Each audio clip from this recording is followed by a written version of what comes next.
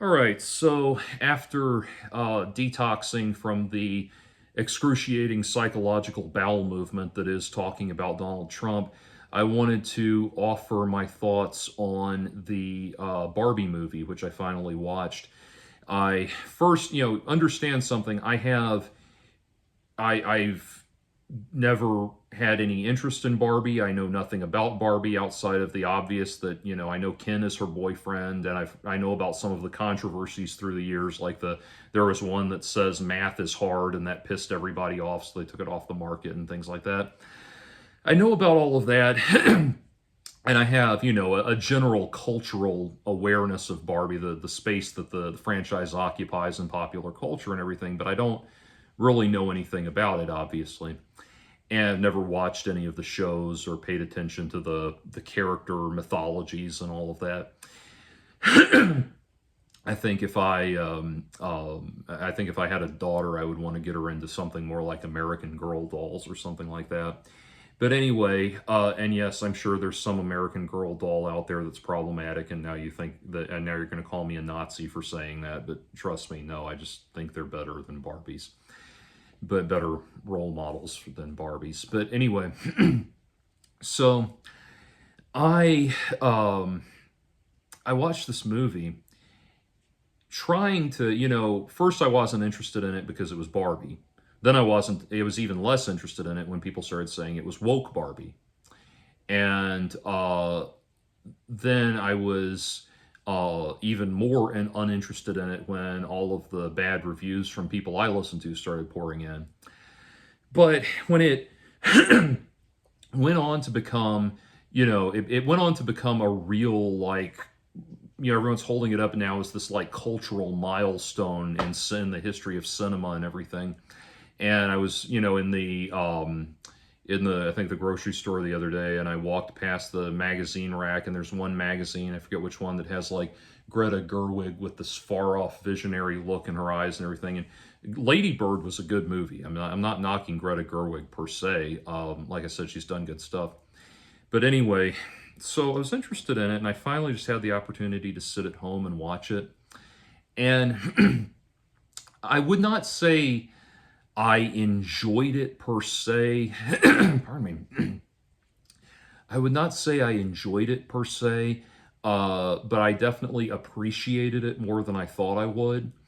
It's from a technical standpoint, it's an excellent movie. From a visual technical standpoint, I really can't criticize the visual language of the film, the shot composition, the cinematography, all of that.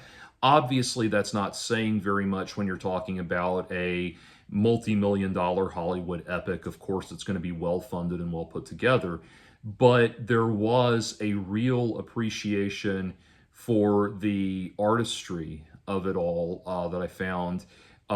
There were various nods to different filmmakers that I noticed, was able to appreciate. There's a very obvious recreation of the opening of 2001: A Space Odyssey at the beginning, so this obvious nod to Stanley Kubrick and everything.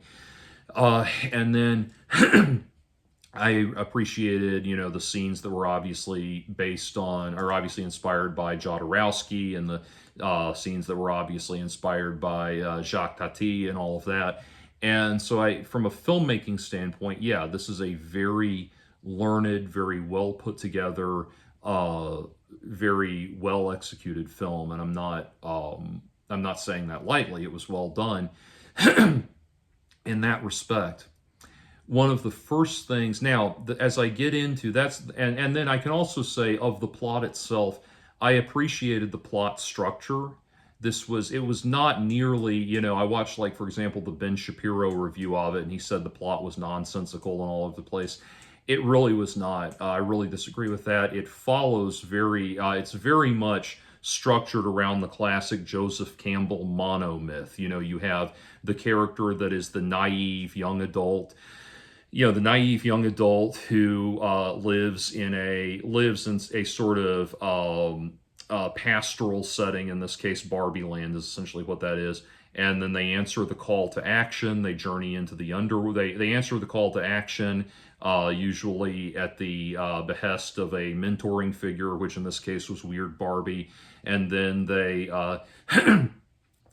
travel into the underworld, which in this case was human reality, and they go on a quest that is analogous to the personal growth they need to experience.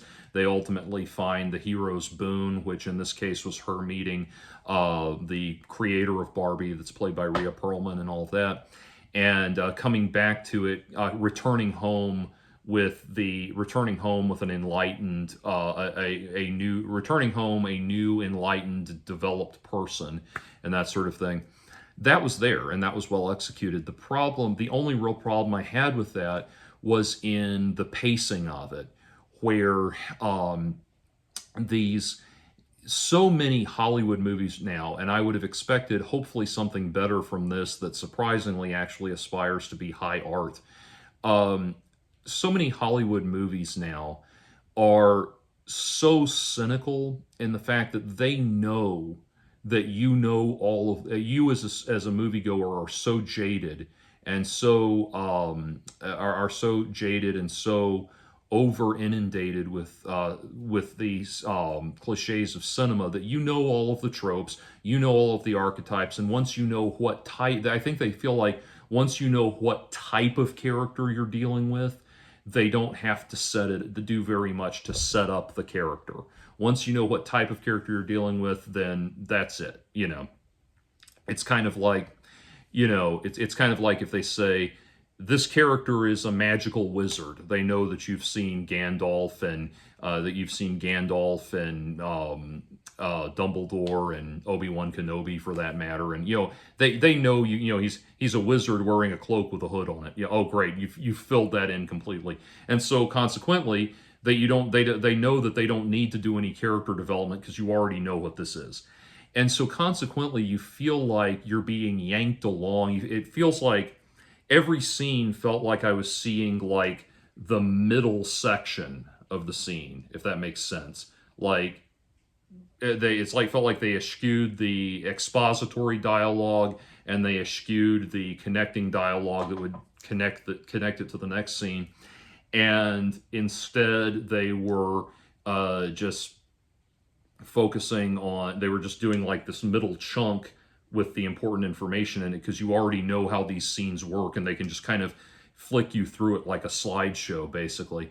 So that pacing, where I feel like if I had seen that, what I love about seeing a good movie in the theater, the effect of seeing a good movie in the theater, is that I leave the theater feeling more relaxed than when I went in. And like, it just kind of, seeing a good movie in the theater just kind of changes the pacing and the feel of my entire day, if that makes sense. I think it does. Like, you walk out of it having spent that 2 hours of your life, you come out of it kind of still feeling like you're in the world of the movie, and the world around you feels different, and time flows differently and all of that. And so many movies I've seen in the theater lately, I've not gotten that experience. Like I had a mediocre mixed feelings about a recent movie called No Hard Feelings that I commented on this channel, and it was I saw that in the theater, and it was very much that effect. Like, I never felt like I'd really been slowed down and brought into the pacing of the movie, and that's the pacing of a different world and that sort of thing. It's like they're trying to offer you an experience that's as fast and flickery and instantly gratifying as what you're getting off your phone, and might as well just flick around on my phone at that point. Anyway, so the pacing was off-putting. But as I was sitting there watching it, I found myself thinking, who is this for? Because here's the thing. I've been hearing so many of the people defending Barbie, when the aforementioned Ben Shapiro comments on it and things like that, the people who defend the movie have said things like, well, of course he doesn't understand it. He's not a little girl. It's a movie for little girls. And little girls are supposed to understand this movie. They get it. They understand it. And I keep that in the back of my mind as I'm thinking of it. And first of all, Just because I'm not the target audience for something does not mean I can't appreciate quality when I see it. I was not the target audience for My Little Pony Friendship is Magic, but when I saw it, I knew that it was a well executed show that that had very likable characters, really snappy dialogue, great comic timing, funny, just constant funny elements that made me chuckle, and a really fascinating grasp of world mythology and that sort of thing, like the mythologies of different cultures, human cultures incorporated into the narratives and all that. I had no trouble appreciating and knowing quality when I saw it. So the idea that, this movie is somehow magically elusive to anyone that's not a 7-year-old girl is stupid. Of course I can see quality. I know quality when I see it. So that's out the window, but at the same time, nothing about this movie felt like it was for little girls. Felt like it was for little 7-year-old girls. After I watched the movie, I flicked around just looking at some things I could find on YouTube and that kind of thing. I watched little bits of some of these Barbie animated cartoons and specials and things like that. And I couldn't focus on any of this for more than about 30 seconds at a time. But it's kind of this, it's not what I saw in this movie. What I was seeing in these little cartoon things, it was, lighthearted fantasy writing unicorns type stuff, and stuff about these little personal affirmation empowerment messages, and stuff about fantasy versions of what going to the dance at high school was going to be like, and all with these kind of Lisa Frank color palettes and everything. It was not what I saw in this movie. So again, that's why I emphasize I don't know the mythology of Barbie. I don't know the story arcs behind these characters or anything like that. But it just seemed like what I was seeing was not Barbie. What it felt like I was seeing was it felt like the target demographic for this movie was like middle-aged women who are middle-aged intellectual feminist career women, successful career women, who are who are confronting the person, the personal midlife crisis, their personal midlife crises, and are looking back on, remembering Barbie and thinking about nostalgically about Barbie, and remembering all of the remembering all of the kind of promises, implicit promises that the Barbie character made about how wonderful and fulfilling and fascinating adult womanhood was going to be, and then none of it, and feeling betrayed because none of it was like that, and real life is actually a drag, and all of this stuff. And that's who it felt like this movie was for. And there was a central character in this movie that was exactly what I just described. And so it didn't feel like, it did not feel like I was in the world. That's why I say I don't know anything about the world of Barbie. The stories of Barbie that have been told with the Barbie characters, I don't know anything about that. But I never felt like I was in that world. I felt like I was in this, like, I'll tell you, as a middle-aged person myself, a middle-aged man, I don't know why I needed to clarify that, but as a middle-aged man, I've found myself having dreams, having, nightmarish dreams where, I'm being like haunted by freakish, monstrous versions of things I loved when I was a kid, and they're like, basically like chasing me off cliffs and stuff. Like time is running out, and I'm running out of time to realize the joys of the aspirations I had as a child, and all of that. Those are real feelings, and I can relate to that. And that's what the feeling that I was getting off of this. Like, it didn't feel like I was watching something that was supposed to give me a feeling of wonderment, childlike wonderment about the world and the magical fantasy realms of the imagination and all of that. It felt very jaded and bitter, and that was just constantly that felt very it was just aggressively bitter, like the way that they have this song that Lizzo sings in the soundtrack while Barbie's doing stuff, and it's like describing what Barbie's doing, and it's just this very uncomfortable thing of like, it's not letting me get into it. It's snarking about every single thing she does, and instead of just letting me get into it. And it felt like that the whole way, like we're going to take all this beautiful magical fantasy realm you grew up with, but we're not going to let you escape into it. We're going to keep, hey, poking you in the ribs the entire time. Hey, you're going to die, you're going to die, you're going to die, you're going to die, you're going to die, you're going to die. And, just constantly in this horrible existential crisis of a movie.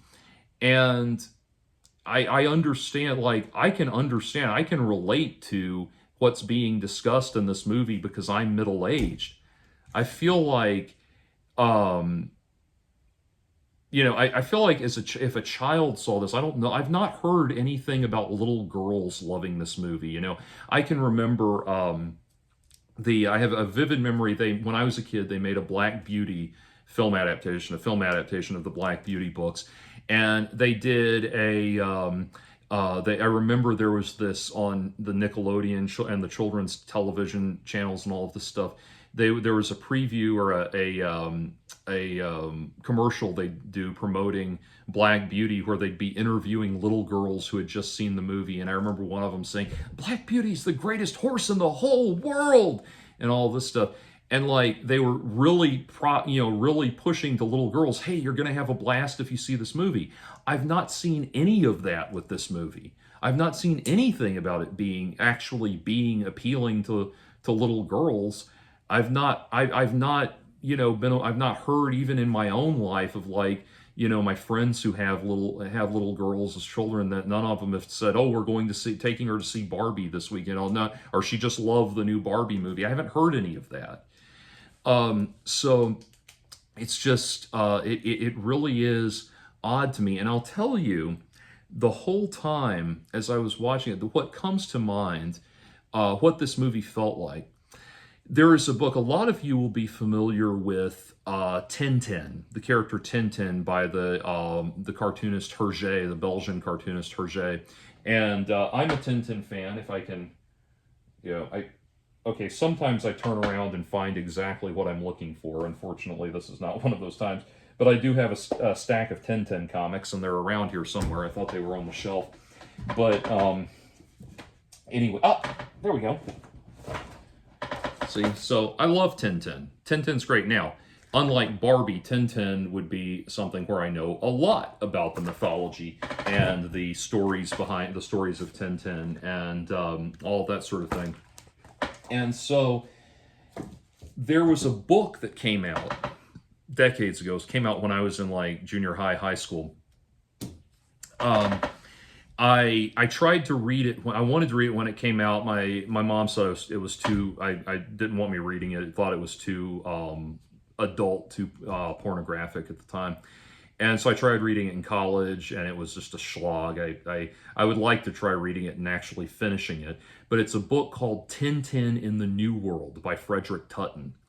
And this book tells the story of Tintin. It's a novelization. I thought it was fascinating because it was purported to be a novelization of the Tintin adventures where Tintin finally grows up. And it addresses the fact that Tintin seems to be magically stunted at age 12, and it addresses it addresses all of that, and Tintin finally grows up and finds love, and I thought that was so cool, and it's very, sexually graphic and all of that. And apparently it's actually a lot easier to appreciate it if you read The Magic Mountain by Thomas Mann, which I have, so maybe I'll read that because it's like there's a lot derived from it, uses some of the characters, but anyway.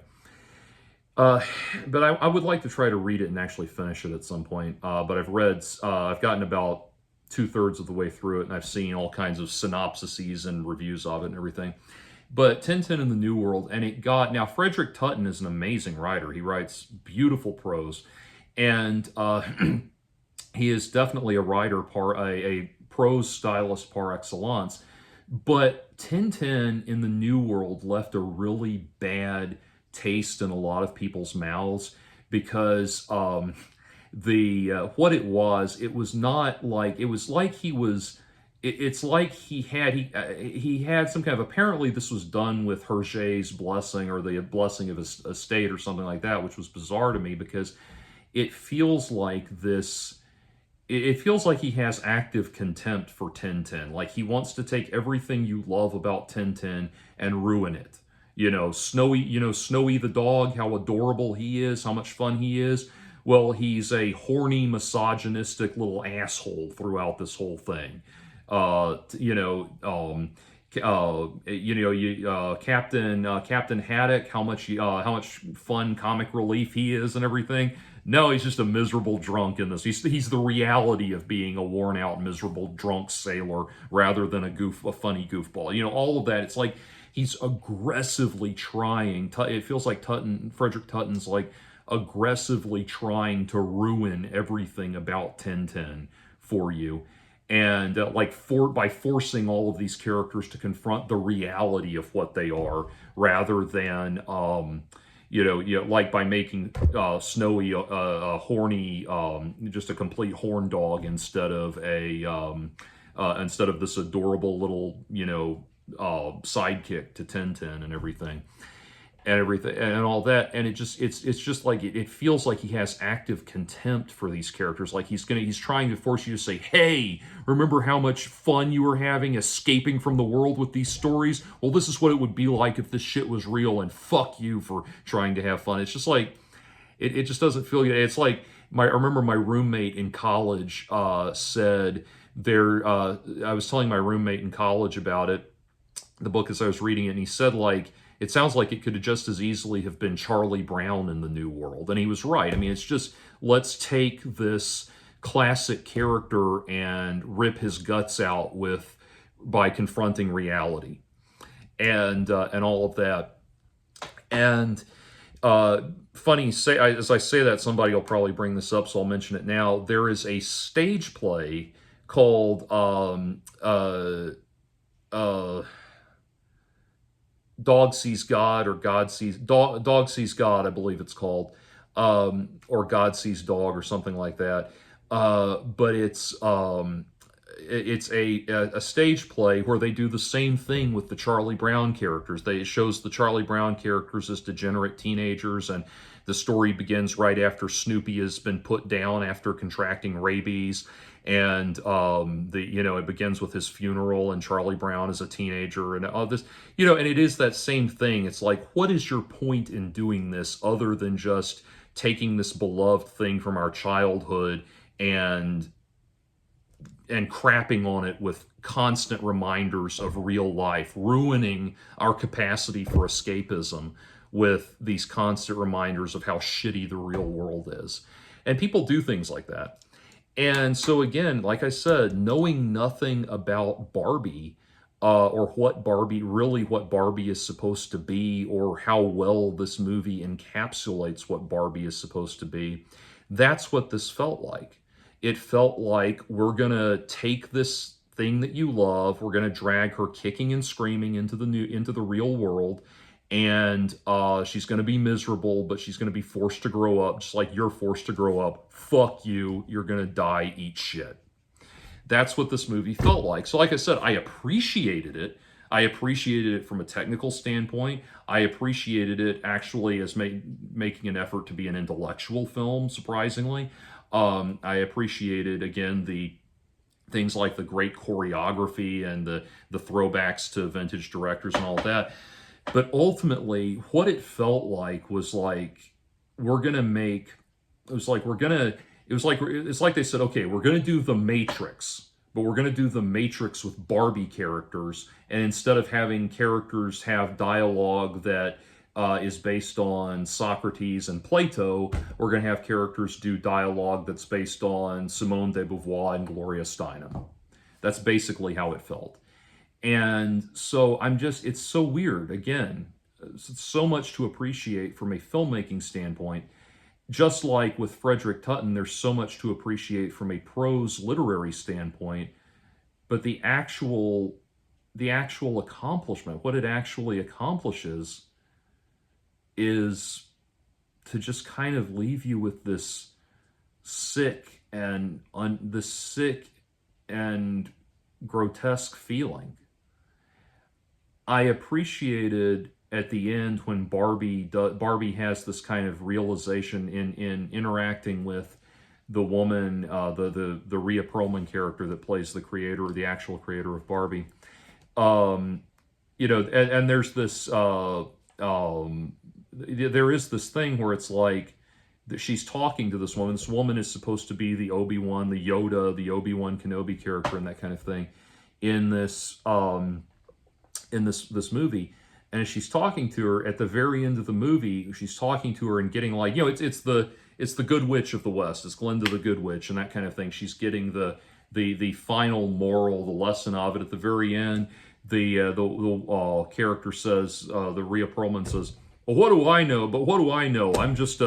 It was like an octogenarian with a double mastectomy and a tax evasion rap or something." It's like, it's that thing again, like everything magical we have, every time you start to feel magical, we're going to shit all over you with the bitter cynicism of real life.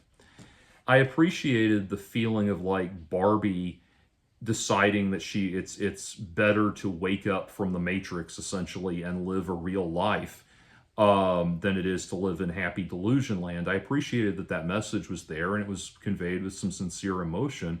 But again, it's that thing of like every time it's sincere emotion, we're just going to crap on you. And there's this final, I guess it's supposed to be this punchline. I guess I don't have to give spoiler alerts at this point, but the final kind of punchline, Barbie decides that she wants to leave Barbie land and, do the Pinocchio thing and become a real human being. And so what happens is she arrives, the very last scene is that she arrives at the doctor's office and announces that she's there to see her gynecologist. So she's presumably has human anatomy at this point.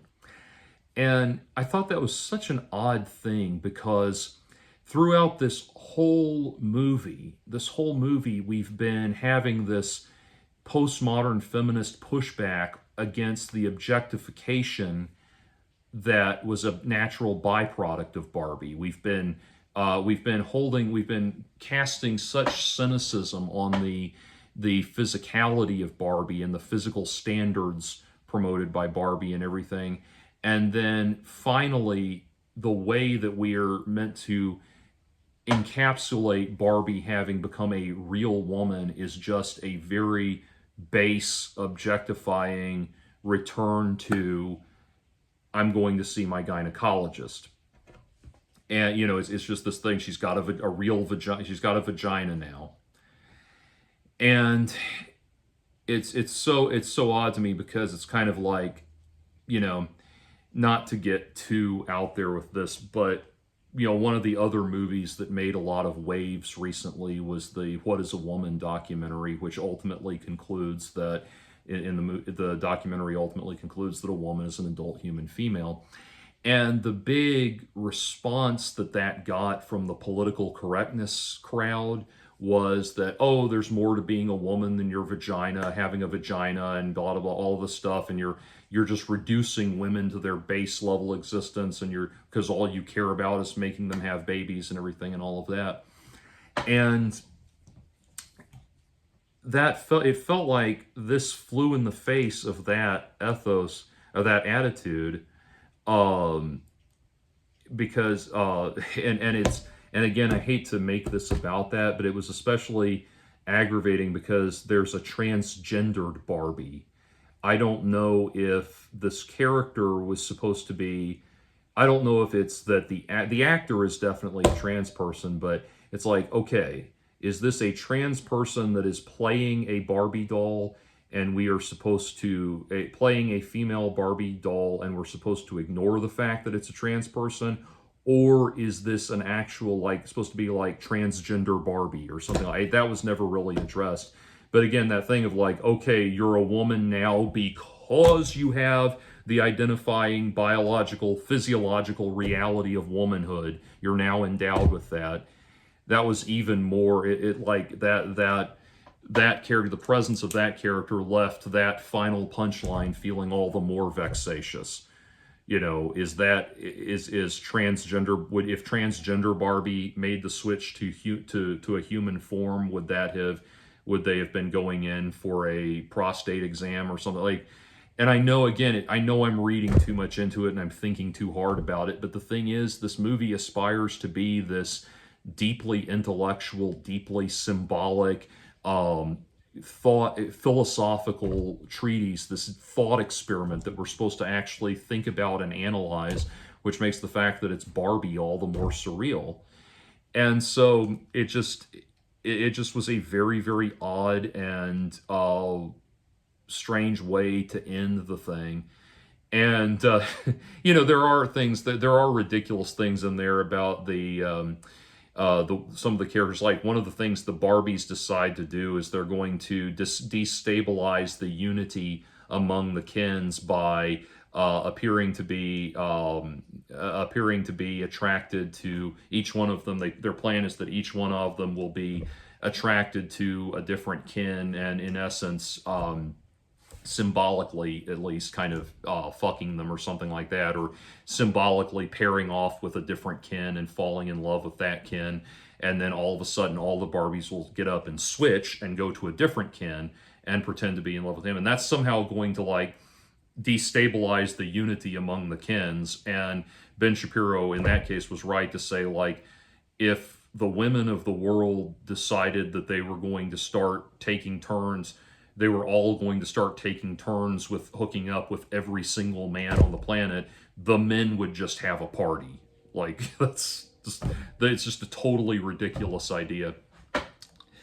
But anyway, so yeah, it's a question mark. I finished this movie just as I've been thinking about it. It stayed with me a lot longer than I thought it would. It stayed with me a lot longer than all of that throwaway crap I watched that's like the regular Barbie cartoons that I watched to try to give myself some perspective. It stayed with me. I've been thinking about it. So it's a question mark. And it's a very well-made question mark, but it's still a question mark.